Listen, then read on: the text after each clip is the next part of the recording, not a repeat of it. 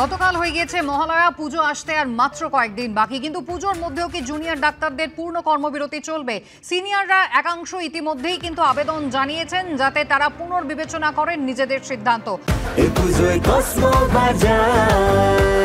Happy ফ্যামিলির happy smile,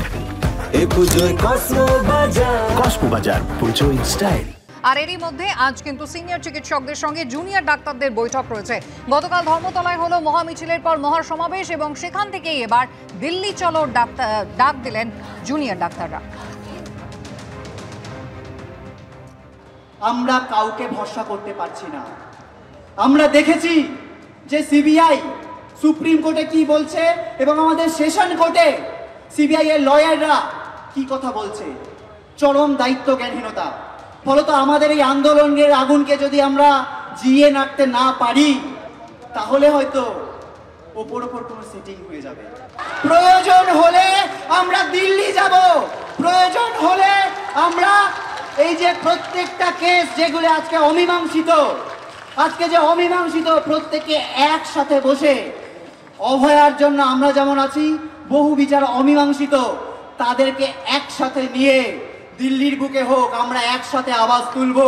এই আন্দোলনের সূচিমুখ একমাত্র রাজ্য সরকার, অবশ্যই দায়িত্ব জ্ঞানহীন এই রাজ্য সরকার। তাদেরকে আমরা আলটিমেটাম দিচ্ছি, প্রত্যেক ঘন্টা মিনিটের আলটিমেটাম দিচ্ছি, কিন্তু এই চাপ যেন সিবিআই অনুভব করে। যদি আমাদের কর্মবিরতির পথ থেকে সরে আসতেই হয়, আমরা মানুষের কথা ভেবে আসবো, কারোর এথিক্যাল জ্ঞান ভেবে আসবো না। এবার ডক্টর কুণাল সরকারের বক্তব্য একবার শোনাবো আপনাদের। আজকে মানুষের পাশে দাঁড়াতে হবে, কারণ আমাদের মানতেই হবে যে আমরা যত রকম পরিসংখ্যান দিই না কেন, আজকে পিজিটি জুনিয়র ডাক্তাররা তাদের আমাদের রাজ্যের মেডিকেল কলেজদের মধ্যে তাদের একটা অত্যন্ত গুরুত্ব এবং অপরিহার্য ভূমিকা এবং রোল আছে। এবং আমাদের জুনিয়র সতীর্থদের বলবো যে তোমরা যে কাজটা করেছো তার জন্য কুর্নিশ।